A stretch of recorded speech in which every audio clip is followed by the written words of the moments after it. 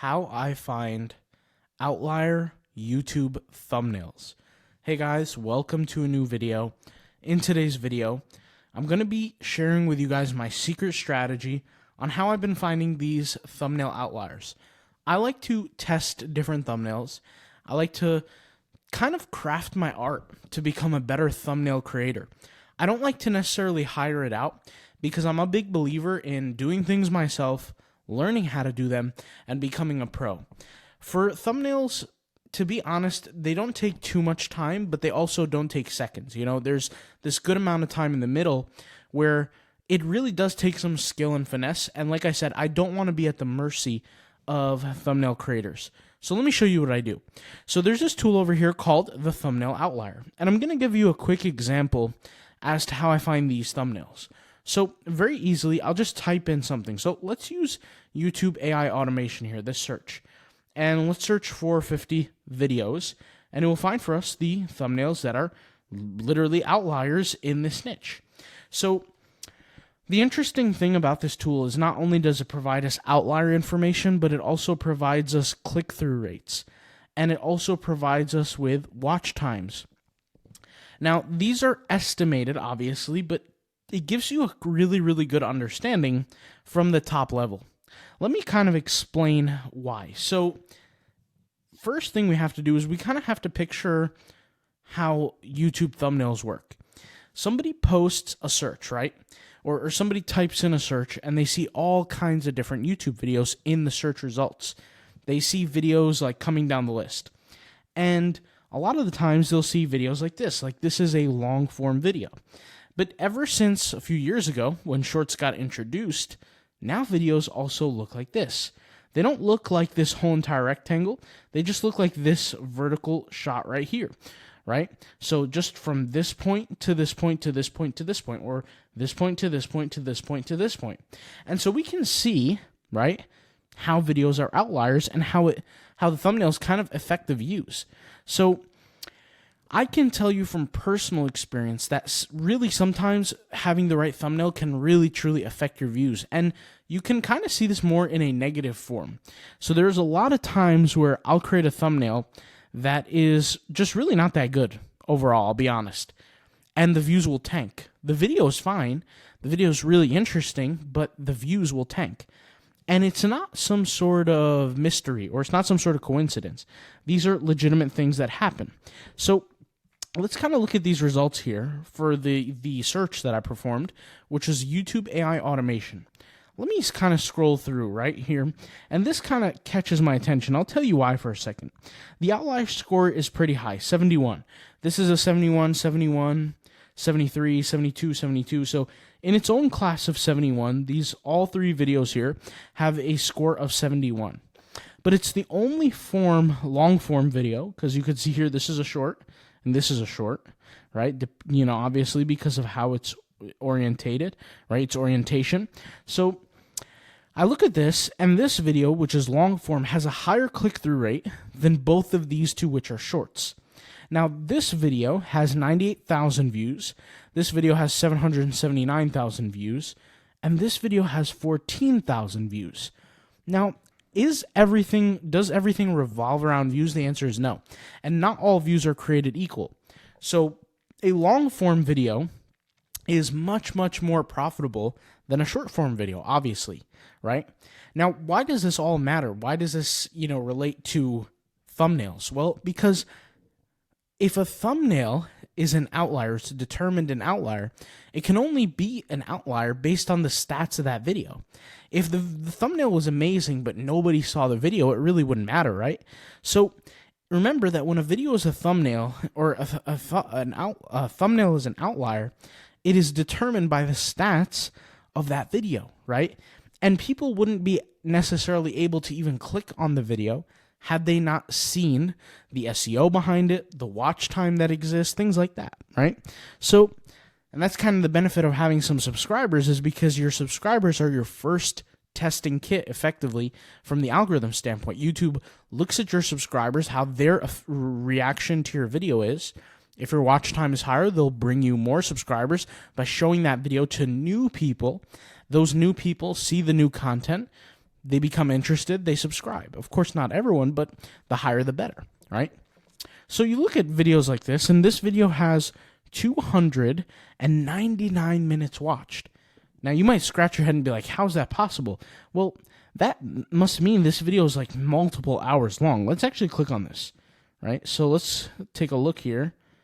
And there we go. The video is 7 hours, 33 minutes, and 25 seconds long. That's, really, really long. YouTube automation with AI 7-hour course.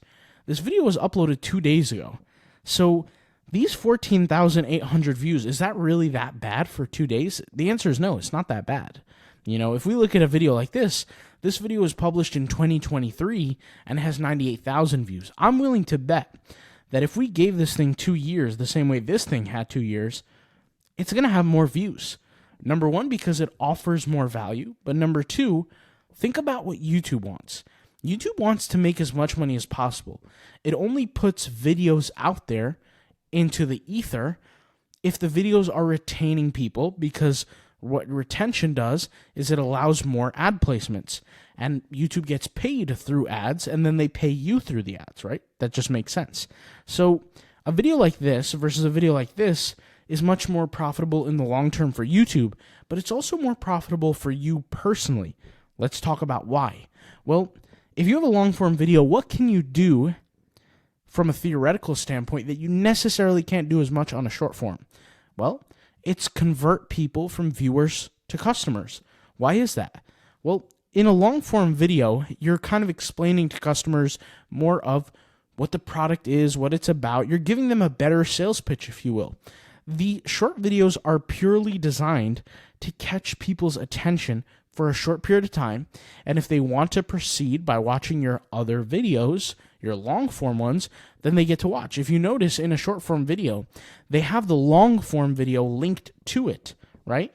So that's why this video tool is so awesome. I can look at top performing videos for a certain keyword, and I can look at their thumbnails in relation to all their other stats, specifically the stats that are not really shared on the front page of YouTube. In fact, private stats. So a click-through rate of 15%, right? Estimated watch time. I can look at this video and I can say, okay, this video is not the reason why it has such a high view count. Or excuse me, the thumbnail is not the reason why it has such a high view count. Why? Think about it.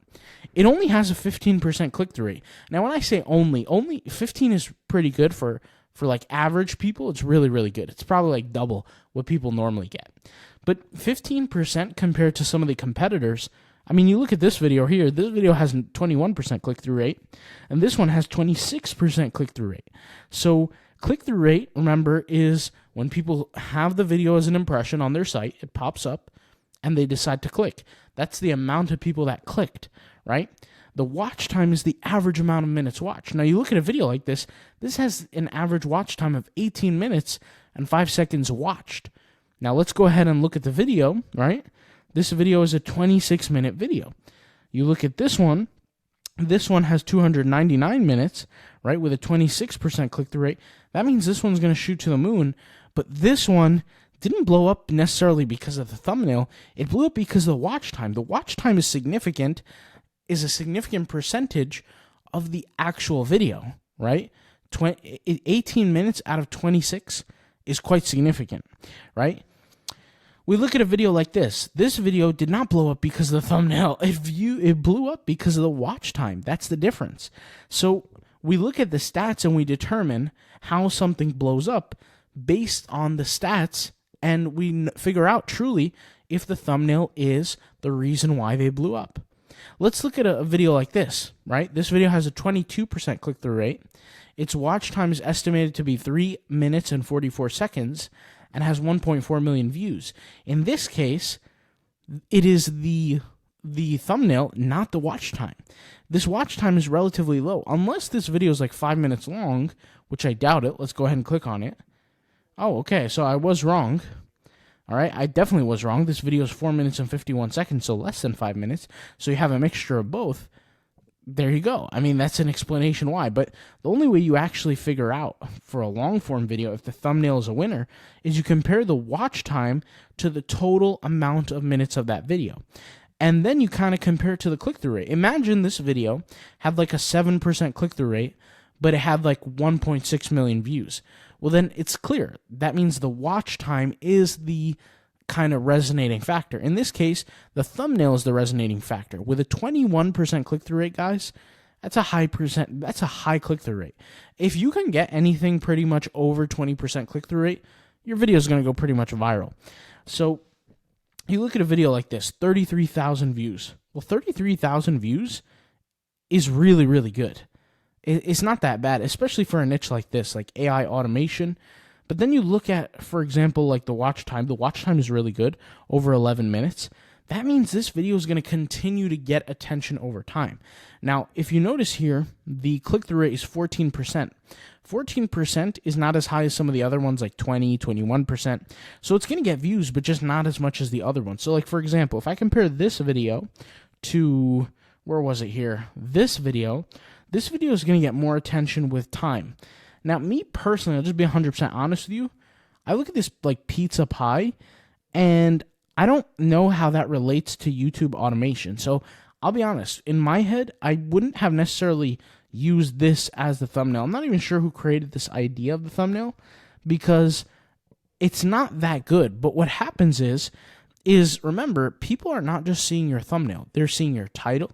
They're seeing your thumbnail. They're seeing the combination of both. That's making them partially click. So when people see 7-hour YouTube automation course, they're going to click on that. You know, so it is partly thumbnail here, but it's the information that the thumbnail deploys. It's not necessarily the creative. And that's something also you have to discern mentally. Is like you have to look at it and say, okay, what here tells me YouTube? Like if I didn't know how to read English, right? And I look at this, I might think this is like a 7-hour YouTube course on how to create pizza. Not necessarily YouTube automation. If we took this, kept the 7-hour automation part, removed the guy pointing to the pizza and remove the pizza, and we use this guy's face, like this hood, and then we put a YouTube logo here instead with YouTube analytics, it might do significantly better. So how does this all affect you and how do you become better? Well, a guy like me, when I'm using a tool like this helps me dramatically because I can point out what thumbnails are missing and how I can improve drastically on them and gain more views long term. I've said this before and I'll say it again. My whole approach is not to go viral on videos. You know, if it happens, great. But my real main focus is getting long-term drip feed of views. That only happens with SEO, search engine optimization. So people search for something, my video shows up, and they click. Now, I could do that with ugly thumbnails, but it's going to be much harder. I want to get as high click-through rate as possible because what happens is if my click-through rate is high and my watch time then proves itself to be a decent amount of watch time, especially compared to my competitors, well then guess what? I'm not only going to benefit from an SEO standpoint, but YouTube is also going to recommend my videos to other people who necessarily weren't searching for them but happen to be in my niche.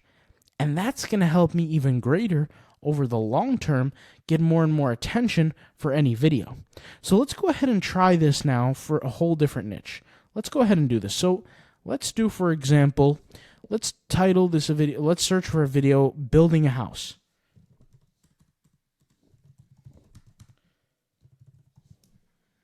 Okay, so we search building a house. Let's search for it. So let's see here. We have this video, we have this video, we have this video. There's a lot of different videos here.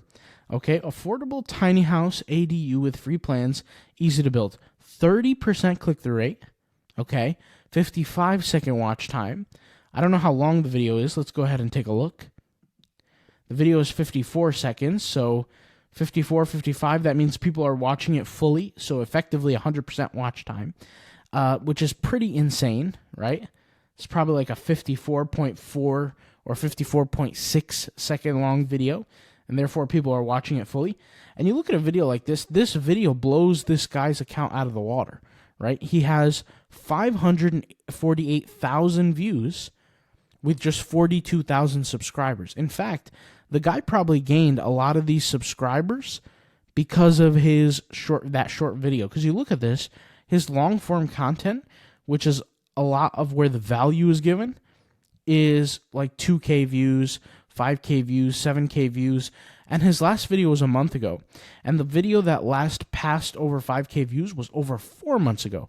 So what that means is from these long form videos, he's not really gaining much views at all, and subscribers at all, right? But if you go to the shorts is a completely different story. This one has 863,000. This one has 548,000. This one has 425,000, 265,000, 288,000. So it's clear that this guy is gaining in on those subscribers because of his his short form content, right? We look at here, right? Finally, the first long form type video, estimated watch time 4 minutes and 38 seconds with a click-through rate of 17%. 17% is really good, actually. So let's pause this here. Cost to build a house, and the video was posted only 2 months ago. So yeah, it just shows you how amazing the thumbnail was here. But you also, once again, when you think of thumbnail, also think of the title. So it's not just the thumbnail, because the title does affect that. And also, I want to point out, this is a little interesting. Cost to build a house in 2025, right? Exact same, pretty much the exact same title in the thumbnail. Pretty interesting there. I would definitely like to A/B test this and, create an option with the text or without and see which one does better. But we can see here, all kinds of other videos that gain attention. Like this one has 496,000, right? Imagine if you're one of those people that do like clips and you reclip stuff. You look at a video that like this, for sale tiny house, $4,997 for this tiny house. You can remake a video like this, especially if it's allowed to be clipped and reposted, right? Like if the owner of this video is not going to take your content down. And if you're worried that they're going to take your content, you can find something similar to it and recopy the same style of the video. So you just look into the video, right? And you have this little price tag of like $4,997, just like that. And you put it over the video, and you don't necessarily have to record. All you clipper people know what I'm talking about. You just find videos out there that exist just like it, and you kind of create that. So all kinds of different videos here with different outlier scores. But you could do this for any topic, any niche, any keyword. And the nice thing is you can sort by all kinds of different things, right? So sometimes I leave it at outlier score, but it depends what I'm looking for.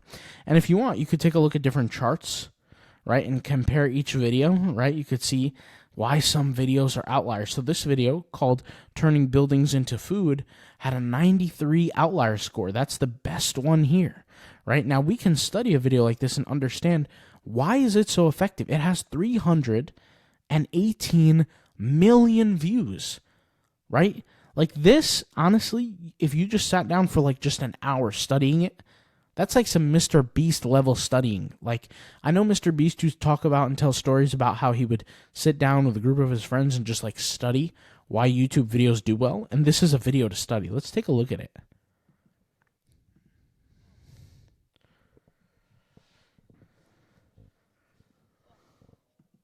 Wow, so the editing is impeccable. And look at it. The guy has already a lot of subscribers, 15.8 million. And you could see the watch time is at 100%. So the estimated watch time is 15 seconds. The video is 14 seconds. Now, for anybody who's curious why that is, right, it's because this video probably has like 14.9 second video or 14.4.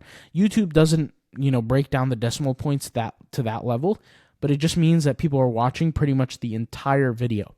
And a little trick for you guys, this is just a little pro tip, is if you want to have a much, much higher watch time on your videos, just make your video shorter.